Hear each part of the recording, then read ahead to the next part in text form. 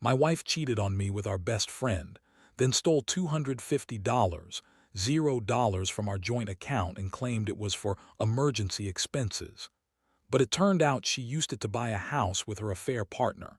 Now she's suing me to keep everything: the house, the car, and even the jewelry, while I discover she's been planning this betrayal for years.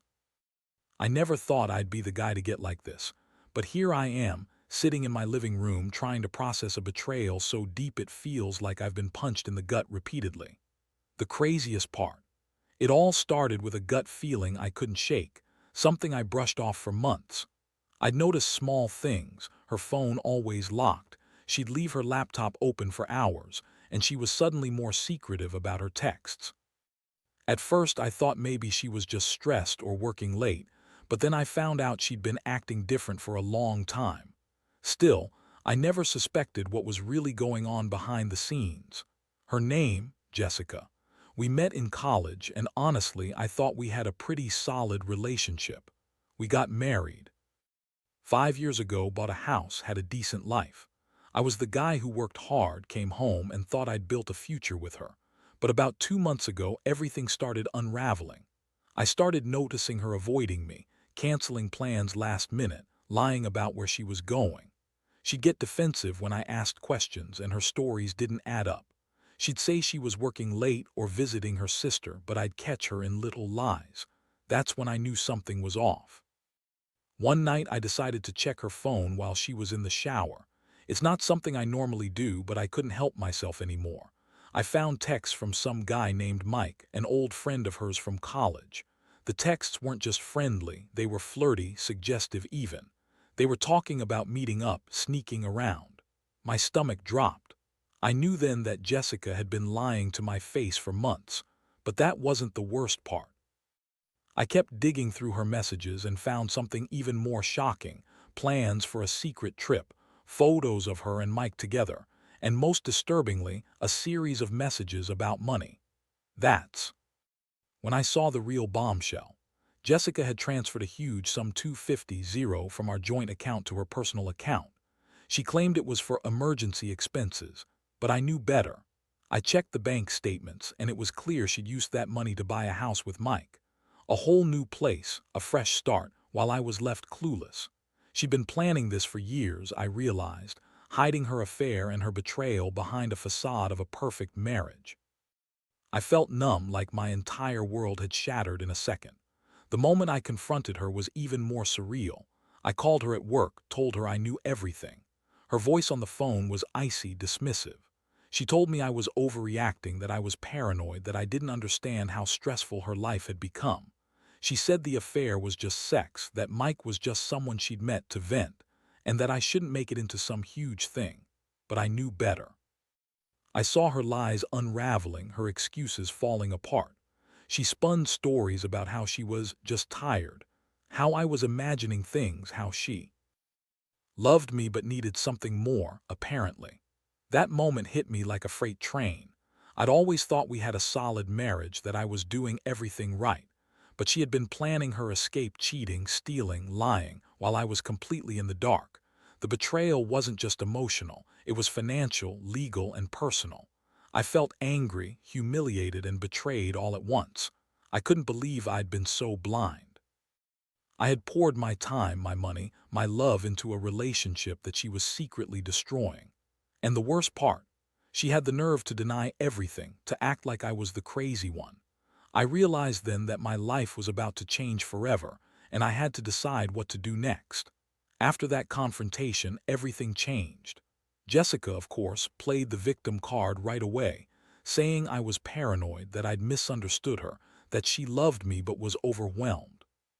She kept crying, insisting she had no idea the money was for a house, that she only wanted a little freedom, and that I was overreacting. I wanted to believe her, I really did. But deep down, I knew I'd uncovered something much darker. She was lying through her teeth, and her tears seemed fake, rehearsed even. I spent the next few days in a fog. I couldn't eat, couldn't sleep. My mind kept circling back to the money, the house, the secret trips. I knew I had to act, but I didn't want to jump to conclusions. I started digging into her financials more, pulling bank statements, looking for any other signs of deceit. That's when I found out she'd been secretly withdrawing money for years, small amounts here and there, adding up to hundreds of thousands. She'd been planning this for a long time, it seems. That was the moment I realized this wasn't just about a slip-up or a moment of weakness. It was calculated. I decided I needed to confront her again, but this time with a lawyer present. I wanted to understand my legal standing, especially with the house and the money. The more I learned, the more I realized how much she'd manipulated everything. The house was bought with that stolen money, and she was already planning to claim it as hers, along with the car and jewelry. She had even hired a lawyer, of course she had. I felt like I was fighting a battle I didn't even know I was in. Meanwhile, Jessica kept up her act. She'd call me crazy, accuse me of spying, and try to turn things around.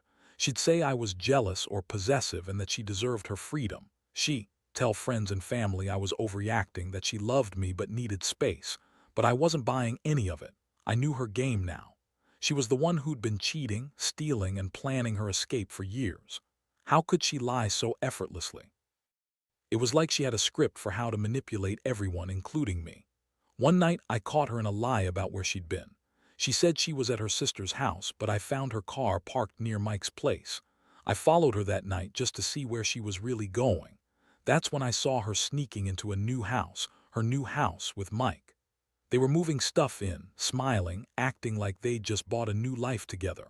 That was the moment I knew I had to do something drastic.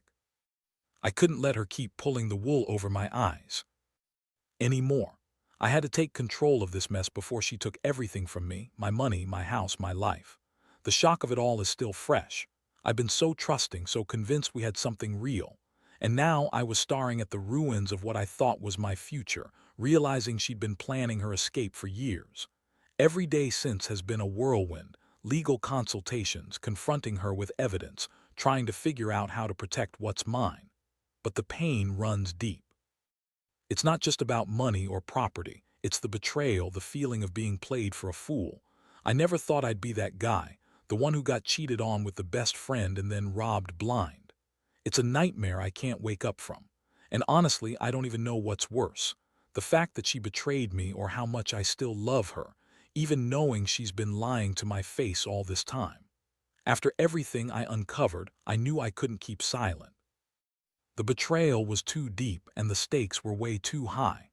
I started gathering all the evidence I could, bank statements, text messages, photos of her moving into the new house, even recordings of her calls where she tried to deny everything. I had to be meticulous because I knew Jessica wasn't going down without a fight. She was already preparing her legal defense, claiming I was abusive or that I'd driven her to cheat. Classic Jessica, blame shifting and denial. One afternoon, I sat down with a lawyer who specialized in family law and financial disputes. I showed him everything, how she transferred the money, the house she bought, her plans to claim everything I owned. He told me I had a solid case to challenge her claims, especially since most of the assets were purchased with stolen funds. But the biggest shock came when he told me she was planning to sue for joint assets, including the house, the car, and even my jewelry, stuff I'd worked hard for, and now she was trying to take it all. That day, I realized I needed to act fast. Jessica was already filing papers, trying to freeze our joint account, and claiming she was entitled to half of everything. Her lawyer was spinning stories about how she'd invested in the marriage, and that her affair was just a mistake, not a betrayal. She was painting herself as the victim, as if I'd been some sort of controlling husband who drove her to cheat. It made me sick. I knew I had to counter her claims with facts and, more importantly, with proof of her deception. The hardest part was seeing her in court documents, claiming she deserved the house because she needed a fresh start, and that I was emotionally abusive. That's when it hit me that she'd been planning this for years. Her lies, her manipulation, even her legal strategy. She knew exactly what to say to turn the tables. I felt a mixture of rage and despair, realizing I'd been played so thoroughly I didn't even see the trap until it was closing around me. Meanwhile, Jessica's attitude grew more aggressive. She'd call me names, accuse me of being a terrible husband, and try to turn friends and family against me. She told everyone I'd been controlling, that I'd been emotionally abusive, things I knew weren't true. I tried to stay calm, but inside I was boiling. I couldn't believe the woman I married had become this orchestrated liar, this thief, this manipulator. It was like watching someone else's life, not mine. One night I found her on the phone with Mike, her new partner, as she called him. They were planning the move, talking about how they'd start fresh and leave the past behind. I overheard enough to know that she'd been actively planning her escape for years. That realization hit me hard. It wasn't just a fling or a moment of weakness. It was a calculated, long-term scheme. She'd been lying to everyone, including me, and I'd been too blind to see it. I decided I had to do something drastic. I couldn't let her walk away with everything: my money, my house, my dignity. So I reached out to my own lawyer to file for an emergency injunction. I wanted to freeze her access to our assets, especially the house and the joint accounts. I also wanted to start the process of a legal separation to protect what was mine. It was a gamble, but I knew I had to act fast. If she succeeded in her plans, I'd lose everything, and worse, I'd lose the trust I once had in her. The night I filed the paperwork, I sat alone in my living room, staring at the walls that once felt like home. Now everything felt broken. I kept thinking about how she used to be so bitchy, so dismissive of my feelings, always putting herself first. Her lies, her cheating, her theft, they all fit into this picture of a woman who'd been planning her escape for years. And I was just another pawn in her game. I still loved her, or at least I wanted to, but the love was fading fast, replaced by anger and disappointment. Every time I think about how she stole that money, bought that house, and then turned around to sue me, I get sick. It's like she's trying to rewrite the story, make herself the victim while she was the mastermind all along. I know I have to keep fighting, not just for my money or my house, but for my dignity.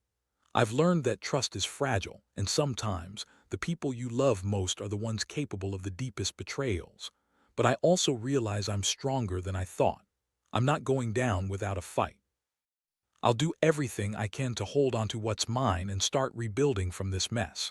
The legal battle moved faster than I expected.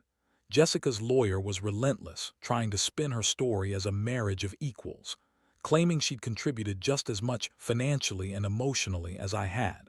She even filed for temporary custody of the jewelry and the car, arguing that she needed them for her new life. Her tone was icy, her words sharp, and her attitude downright bitchy. I could tell she was trying to push me into a corner to make me look like the bad guy.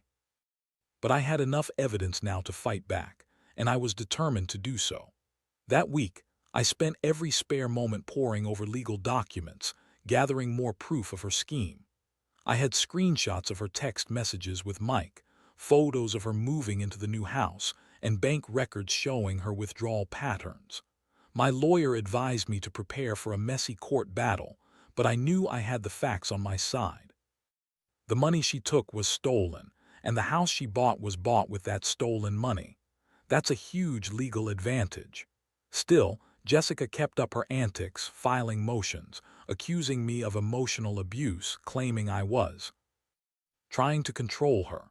I couldn't believe she was stooping so low. Meanwhile, I started to feel the emotional weight of everything. Every day, I'd wake up with a knot in my stomach, knowing she was out there, already living her new life, while I was stuck trying to piece mine back together. The betrayal cut so deep. She was not only cheating with Mike, but she was also stealing from us, planning to leave me with nothing. It was hard to see past the anger, but I knew I had to stay composed if I wanted to fight this legally. I also started talking to close friends and family, trying to make sense of what had happened. Most of them couldn't believe Jessica was capable of this level of deception, but I saw it clearly now. One day, I received a call from her lawyer, trying to negotiate a settlement. Jessica wanted to keep the house, the jewelry, the car, and even demanded a significant amount of my savings. She claimed she needed it for her new life, and that I was trying to ruin her. I told her lawyer I wasn't going to be extorted, that I had enough proof of her theft and her long-term plans. I told her I was prepared to go to court and fight for what's rightfully mine. That's when she became even more aggressive, threatening to sue me for everything, claiming I'd been controlling and abusive. I knew her game now. It was about smearing my reputation, trying to make me look like the bad guy so she could get away with everything. The emotional toll was mounting. I'd always believed in the sanctity of marriage, in loyalty and honesty. But Jessica had shattered all that. Every time I thought I was close to a resolution, she'd come back with another lie, another accusation. I felt like I was fighting a ghost, someone who was already gone, mentally and emotionally, but still trying to take everything I had. I kept thinking about how she'd used her charm, her bitchy attitude, and her lies to manipulate everyone around her. She convinced her friends and family that I was the villain, that I'd been controlling and abusive. It was infuriating. I also started to see a pattern. She'd been planning this for years. The secret trips, the hidden accounts, the fake stories about emergency expenses. All of it pointed to a woman who was willing to do anything to escape her life, even if it meant lying, cheating, stealing, and destroying what we built together. I can't lie, part of me still loved her, or maybe I just loved the idea of what we had. But now I see that love was naive. She was only ever out for herself, and I was just a pawn in her game. The worst part, the house she bought with Mike is everything I ever wanted, my dream home. I walk past it sometimes, feeling this mix of anger and sadness. How could she do this? How could she betray me, steal my money, and then turn around and sue me to keep everything? It's like she's trying to erase me from her life, while I'm left to pick up the pieces. I know I'll never fully trust her again, and honestly, I don't want to. Trust was broken in ways I never thought possible. But what stings even more is knowing she was planning all this for years, secretly plotting her escape while pretending everything was fine. In the end, I realized I had to focus on myself. I can't undo what's been done, but I can control how I move forward. I've started therapy, trying to process all these feelings: anger, betrayal, sadness, confusion. I've learned that some people aren't who they seem, and that sometimes love isn't enough to keep a marriage alive when one person is willing to destroy everything just to get what they want. I don't know what the future holds now. All I know is I have to keep fighting for my rights, for my sanity, and for the chance to rebuild my life from this chaos. The court dates kept piling up, and every hearing revealed more of Jessica's manipulative side. She was relentless, claiming she deserved everything because she invested in our marriage, even as she continued to deny her affair and her theft. Her tone was bitchy and condescending, like she was trying to dismiss my entire case as petty. She'd sit there, acting innocent, even though I had proof she was planning her escape for years. It was infuriating. Her lawyer kept trying to undermine my evidence, but I had enough documentation to back up every claim. Still, I could see her trying to spin her story, twisting facts and trying to make herself look like the victim. One day, she filed a counterclaim accusing me of emotional abuse and trying to control her. She said I'd been gaslighting her and that I was jealous of her relationship with Mike. That was her go-to move, blame me for everything. She even claimed I'd been physically abusive, which was a complete lie. I was so furious I almost lost it in the courtroom. But I kept my composure, knowing I had to be strategic. I had to prove she was the one who was manipulative and dishonest, not me. Meanwhile, her legal tactics became more aggressive. She demanded joint custody of the jewelry and the car, claiming she needed them for her new life. She even tried to get the court to order me to pay her legal fees, another way to drain me financially. I was running out of patience, but I knew I had to stay strong. Every day, I was reminded of how she'd used her bitchy attitude and lies to manipulate everyone around her. It was like she was a different person, cold, calculating, and ruthless. I couldn't believe I married someone capable of this level of deception. As I sat in the courtroom during one of the hearings, I looked at her and saw that familiar smirk she always had when she thought she was winning. But I also saw the cracks, her desperation, her need to control everything. I knew her game was falling apart. The evidence was too strong and her lies were unraveling. I felt a strange mixture of relief and anger. Relief because I finally had the truth on my side, and anger because she'd betrayed me so thoroughly. That night, I couldn't sleep. I kept replaying everything: the lies, the stolen money, her move into that house with Mike. I kept thinking about how she'd been planning this for years, and I realized I'd been so blind. I trusted her, believed in our future, and she'd been secretly planning her escape. I felt so betrayed, so humiliated. But amid the chaos, I also felt a strange sense of clarity. I was done being her pawn. I was done letting her manipulate me. I decided I'd fight until the very end, not just for my money or my house, but for my dignity. Looking back, I see how much she used her bitchy attitude and her lies. Get what she wanted. She's always been good at twisting the truth, making herself look innocent, even when she's the villain. But I've learned a hard lesson. People can hide their true selves behind a pretty face, behind a smile, and behind a bunch of lies. And sometimes, love isn't enough to keep a marriage afloat when one person is out for themselves. I don't know what the future holds, but I do know that I'm stronger than I thought. I will fight to protect what's mine, and I'll rebuild from this wreckage. Because at the end of the day, I deserve that much: justice, honesty, and a fresh start. The final court hearing was a whirlwind. Jessica was there, looking more bitchy and manipulative than ever, trying to spin her narrative about how she was the innocent victim. Her lawyer was doing his best to make her look sympathetic, but I had my evidence: years' worth of bank statements, text messages, and photos. I saw her trying to sway the judge, claiming she needed the house to start fresh, that she was entitled to everything because she'd sacrificed so much. It was all so transparent. I sat there, feeling a mix of exhaustion and resolve, knowing that this was the last fight for what was rightfully mine. When the judge finally announced the ruling, I felt a weight lift off my shoulders. The court recognized that the house was bought with stolen money, and that Jessica had been planning her escape for years.